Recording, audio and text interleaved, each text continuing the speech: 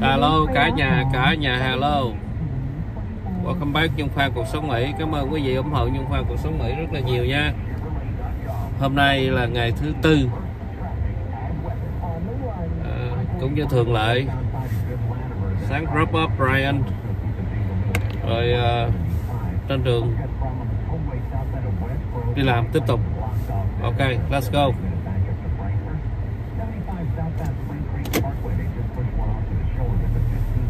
Sáng nay không phải sương mù yes. Giống như là mưa mà nó dính lên mặt kiến xe mình.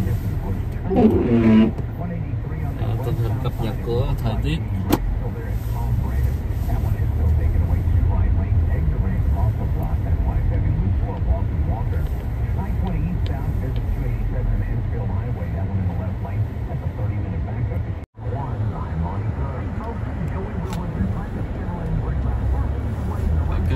Cập nhật tình hình giao thông của đài radio.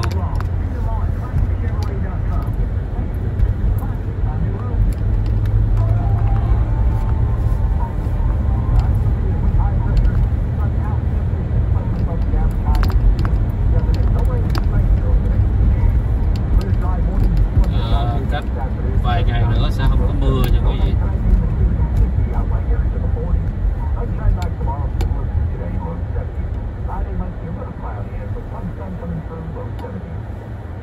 Nhiệt độ 70 với 40 với 50 kéo dài 1 tới 2 ngày nữa.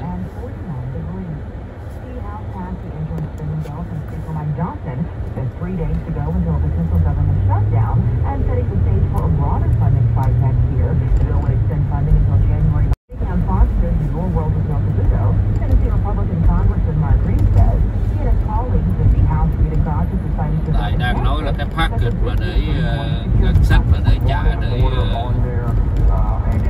quốc hội phải pass để chi phí cho nước Mỹ kéo dài qua tới tháng 1.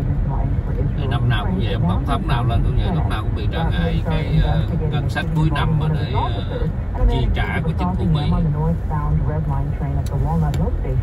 The arrested ID Mathis, who got into a scuffle with a security officer after he allegedly tried to get on a train without paying. The officer fired his weapon and hit Mathis in the arm. Teresa Stacey told our media partner WSAA-TV Monday night's encounter sent shockwaves through the train. About 3 minutes into the ride, I heard pat, pat, pat, really loud, like four shots. You know, there's these kids cowering underneath the seat. An Amber Alert continues for 10-year-old Ian Aguilar Boomer. He was last seen at 7:30 Tuesday morning at the 20 block of Oakdale Street, just east of Highway 45. Police are also looking for suspect, 38-year-old Juan Aguilar Cano. You can get more information at WBAC.com. Your money news: Home Depot is continuing to see its sales decline amid inflation concerns, and the home improvement retailer narrows fiscal 2023 outlook, but its quarterly performance came in above Wall Street expectations. Home Depot says its third quarter revenue fell 3% to $37.71 billion. I'm Nicole Say. Our next news update is at 7:30. At back several times to our North J connected to News Talk 820 WBAP 99.5 FM HD2. Vấn đề mua bán của Home Depot hình như là third quarter của người ta bán được 7 tỷ mốt. But for me, it was to honor a promise that I made with my doctor. Former Dallas Cowboys running back, turned analyst, Daryl Moose Johnson, who probably understands better than most what Cowboys linebacker Leighton Vander Esch is going through right now. Good morning from our Mullen & Mullen law firm, Sports Desk, Steve Lamb.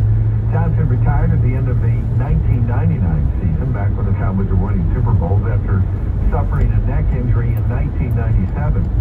And now Vander Esch could be thinking about calling it a career. 27-year-old won't play again the rest of this season because of a neck injury he suffered in that loss at San Francisco last month. He had a history of neck issues, and Jerry Jones isn't so sure that he might be done as far as playing in the NFL again. Cowboys return to the practice field today. Cái anh linebacker của đội Cowboys, anh có thể chấn thương quá nặng, có thể anh không có chơi cho hết mùa này, có thể là anh giải nghệ luôn.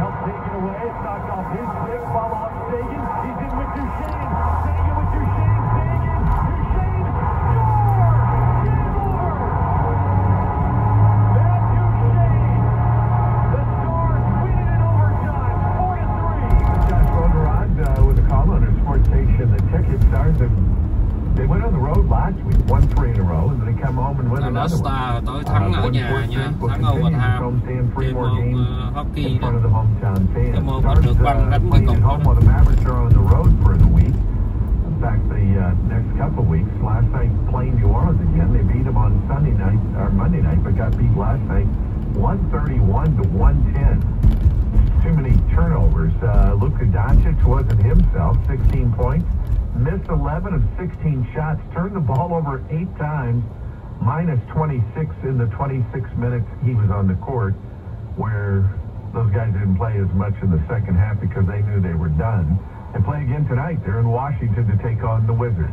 It's your check on sports. Bóng rổ của Dallas hồi tối chơi tệ quá. Phải đi ra ngoài đánh 2 tuần kế tiếp. Hồi tối rất là thua. With Nicole Ote and Steve Lamb's news and sports update at the House and 30 past each hour. Now, Ernie and Hal J on News Talk 820. News Talk 820. WBAP. And 99.5 FM, HD2. Hey guys, let me jump in here real quick and tell you something very important because tomorrow is a big day for the BAP. I'll tell you, we're going to be launching our 36th annual Cumulus Kids Toy Drive. It's a week-long campaign to make sure every child at Martin Luther King Jr. Arts Academy and Charles Nash Elementary gets a present for Christmas. First stop, Whataburger in Richardson off Coit Road, just south of Campbell tomorrow, 9 a.m. until 2 p.m. For more info, visit WBAP.com/kids. I've been to that Whataburger. You have? I know exactly where it is. Is that right? Yes. Good? Okay, good. I haven't been to a bad Whataburger like ever. Well, I've had a bad meal once before. Have you really? Yeah, pretty big still. Ở cuộc sống Mỹ thì rất là nguyên tắc về vấn đề đi làm. Thành thử bên tụi em cũng vậy, sáng là do mà dắt đầu nghề dọn. Không cần là mình làm nhiều tiền, ít tiền không cần biết, nhưng mà sáng mình đi làm là mình ok rồi. Cái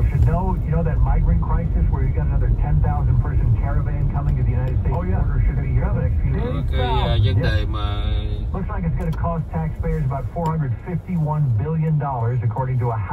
còn gần 400 triệu nữa để chi cho cái việc mà đó là tiền thuế của dân, nó cho cái vấn đề mà di dân bất hợp pháp mà mấy cái ranh giới mà người ta nhập lậu bất hợp pháp.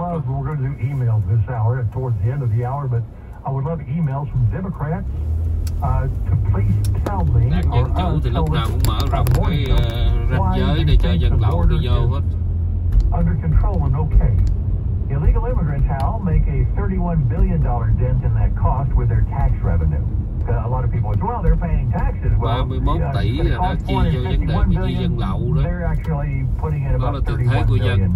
With tax revenue. So illegal immigrants are, yeah. Well, what do they tax? Well, they get jobs and they, they pay taxes on some things, or they pay sales taxes, or they buy stuff. Okay, so if they're coming here and getting jobs and earning their keys. Right. I don't have much trouble with that as long as they're doing it and signing up to become a citizen and everything else. I don't consider them. Education costs amount to $59 billion for at least 3.8 million illegal immigrants who have migrated and are limited English proficiency, according to numbers that are put together by this same report. So yes, it's a very expensive prospect that we're dealing with. Vấn đề di dân này sẽ kéo dài mãi mãi. Có nghĩa là đảng Dân Chủ thì cho dân lậu nhập vào. Rồi khi họ vô rồi đó thì họ nghĩ là họ sẽ lấy được số phiếu đó để bầu tiếp cho họ. Turtle that machine for about 30 minutes, we need $451 billion. You think we got a printed up guy? I think we have a designated printed up guy. Let me see if I can look on the gov. They treat money like, it's nothing. I don't even have a word for it. Yeah, well, the idea is if we're in the United States, we can come up with whatever money we need for whatever purpose we need. That's it. To that, no big deal. We need $1 trillion to save banks. Hey, we got it, no problem. I wonder where we would be on the gold standard if we would have kept that right now. How much gold we have? I don't know. Money printed. I don't know. I don't think the economy could have expanded at the rate that it has expanded. But nói anh sứ công viên này nói ở Mỹ thì muốn in bao nhiêu tiền để in. Nhưng mà cái đó là nó sai với cái nguyên tắc mà số lượng vàng mình có cho đất nước mình đi đâu với đồng tiền mình in ra. Bởi vậy nước Mỹ giờ làm không còn cái vấn đề mà muốn 1.000 tỷ là in ra 1.000 tỷ, mà trong khi đó là số vàng mình lại không có bao nhiêu mà chẳng có ai biết nữa.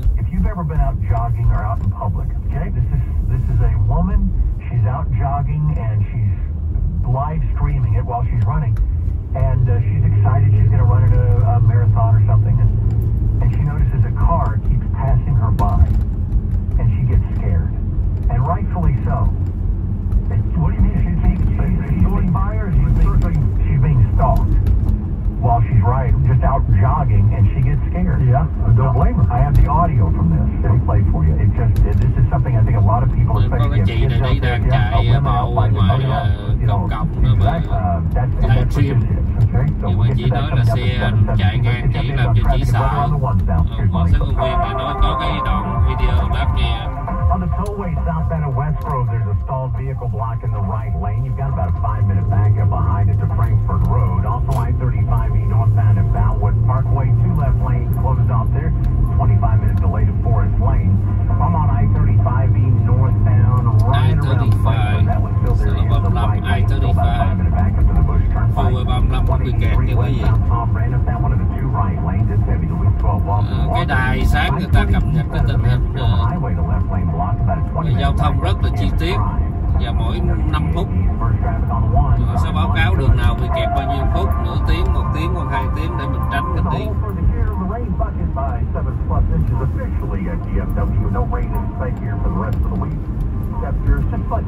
Tới cuối tuần là không có mưa, nhưng mà tổng cộng trong tháng này mưa được 7-8 inch khoảng chừng 15 tới 20 cm là 2 tấc à. 49 độ bây giờ. Experience ice. Dr. Seuss's How the Grinch Stole Christmas. Christmas at the Gaylord Texan with a buy 2 get 2 free. Just use promo code COUNTRY. That's buy 2 get 2 free with promo code COUNTRY. Go to Christmas@GaylordTexan.com. That's Christmas@GaylordTexan.com. Here's what we're talking about. Israel's fighting for its own existence. Texas DPS and U.S. Border Patrol specifically targeting those who help smuggle migrants across the Rio Grande River. There's no common sense left in America. U.S. forces in the Middle East have been attacked by Iran proxies more than 50 times this month. Stay connected for updates all day. News Talk 820 WPAP at 99.5 FM HD2. Brad Barton here reminding you that weather on News Talk 820 is brought to you by Milestone. Family owned and operated in DFW, born and raised. Schedule today at callmilestone.com. Here's automotive expert and nationally syndicated talk show host. Nhưng mà không biết là trong tài liệu người ta có nói mình ăn kèm món này là ăn kèm với cái gì mà chị Tây nè trình bày nhá. Úp thịt ra giữa đĩa, chung quanh xếp khoai tây, cà rốt trên chấm hoa cà ớt ngọt, dùng nóng với bánh mì chấm nước tiêu chanh. Đó là cái gọi như là bánh mì là cái món chính để ăn kèm với cái món này. Nhưng mà bây giờ lại nhắc là xếp cà rốt với khoai tây mình đã nghiền rồi thì không lẽ là có thêm vài khoai tây có cắt ra chưa lại hả? Chưa lại. Cái là 6 củ nè, còn lại 2 củ thì mình luộc mềm như là vậy là mình làm nè chờ nghe không có được kỹ lắm ở đó theo kết luận đó là mình dùng nóng với bánh mì mà chấm với tiêu chanh thì cái nhân đang hình dung sau khi mình làm ra rồi nó thành một cái dĩa đó là thịt bò mà nó có cái mùi chanh muối rồi có những cái hòa quyện vô là cà rốt rồi khoai tây này kia này rồi cái hương vị nó rất là đậm đà rất là ngon rồi cái sau đó rồi cái có những cái khúc bánh mì nướng nó nóng rồi cái đầu mình ăn mình cái ôi trời ơi sao mày hình dung ra sao mà thấy nó ngon nó kẹt vào mình nó bụng cuối cùng cái món ăn này thật sự là cái bột thịt bò rồi quay rồi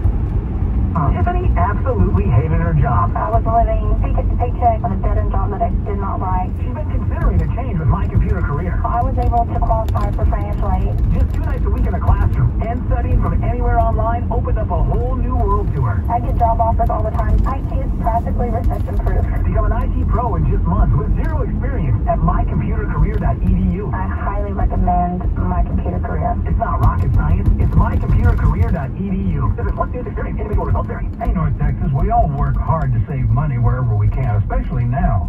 Hi, I'm Brad Barton. Clarity Windows and Doors can help you save money month after month, year after year.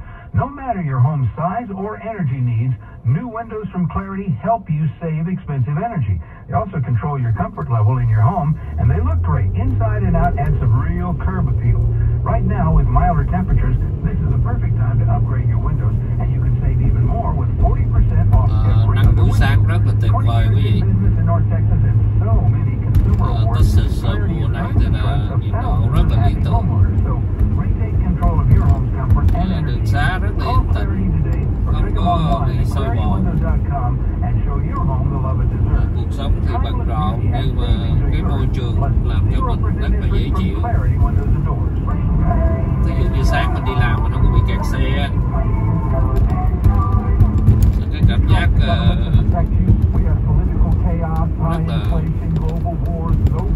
cảm thấy giống như là nó không có rush, mình không có cái áp lực nhiều để mình sợ trễ hoặc là bị kẹt xe. Đó là cái buổi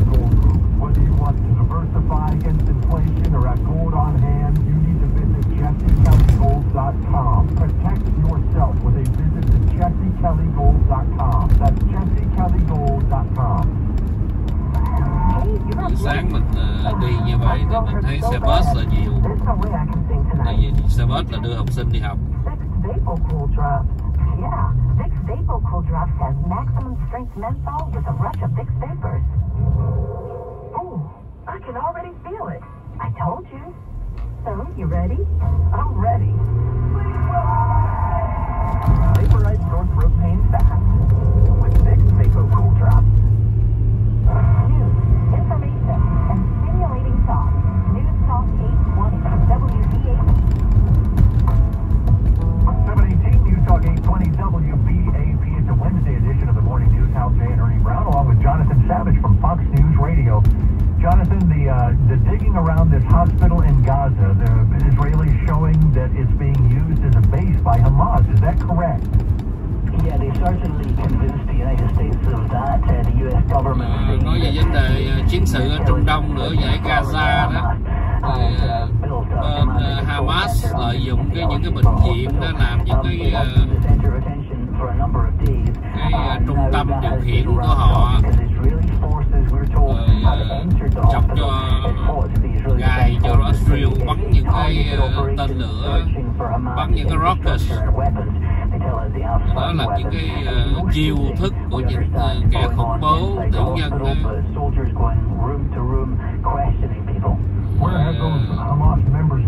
Bây giờ người ta đang điều tra vô bệnh viện đó, hỏi từ người đó. Well, Israel says that Hamas has run a command center in tunnels under the hospital, but they want to see if there's the Israelis want to see if there's any connection to the hospital itself. Hamas đào những cái đường hầm ở dưới cái bệnh viện. Bên Do Thái cũng điều tra thêm rồi, có những cái mối thêm về những dính líu tới. But if you were looking for news of perhaps the leaders of Hamas being killed in this operation or being discovered in this operation, we haven't heard anything about that yet. I understand too that they're cái about to điểm go chưa into chắc those chắn là không biết cái ông thủ lĩnh của Hamas bị giết chưa. Người ta chưa có nghe được. The finer details of this, but it is suggested that they will have to enter at some point, but they will have to do so carefully because, of course, these are dangerous places to operate in, and there's also the possibility of hostages being somewhere underground in northern Gaza. And well, I mentioned người Việt này ông nói cái tụi Hamas rất là nguy hiểm.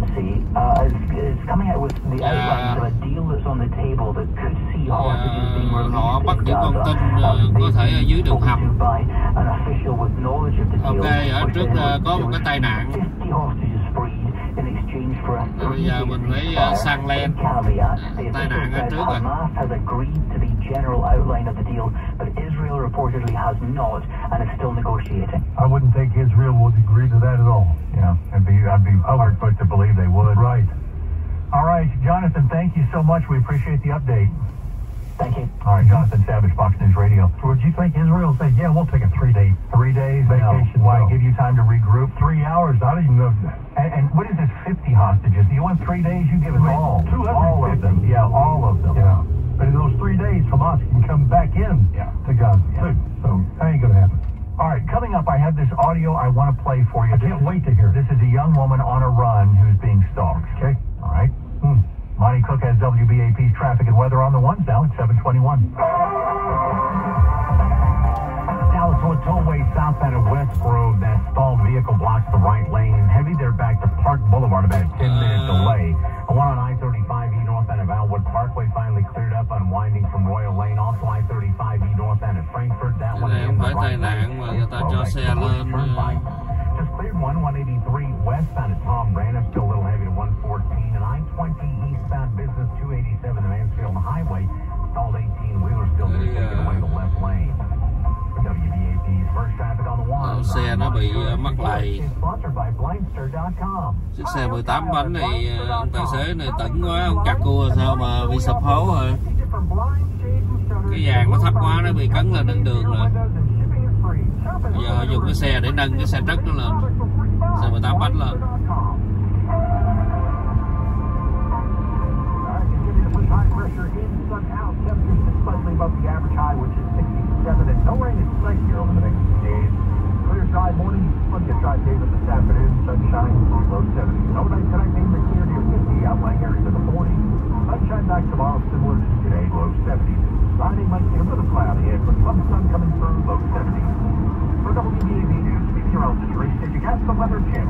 This is a young woman out on a run. She is holding her phone up. She's live streaming the run, okay? And she's doing cái chị này chạy mà vừa livestream vừa chạy. First minute or so of this because it was just edited to mile number 1. Well, that's mile 2, mile 3. Right. So we pick it up where she starts noticing that she's being followed. Yeah. Mile 5, I want to see if I can find this indoor track to run on during the winter months. I'm on the run right now. There's this guy in a red car. It's coming by me twice. And every time he drives by me, he has on the window, he's like looking behind, but he's driving by. Making me really nervous. Bà chạy nhưng mà bà phát hiện được cái người theo dõi bà.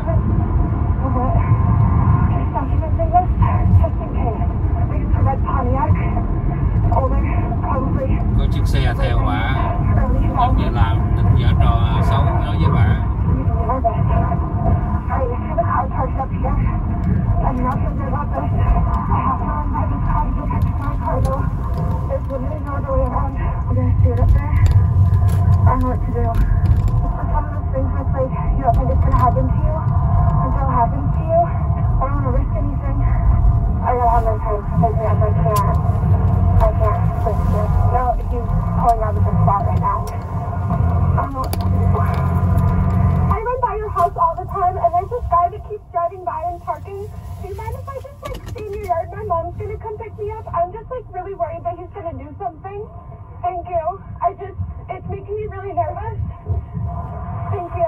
có người theo dõi.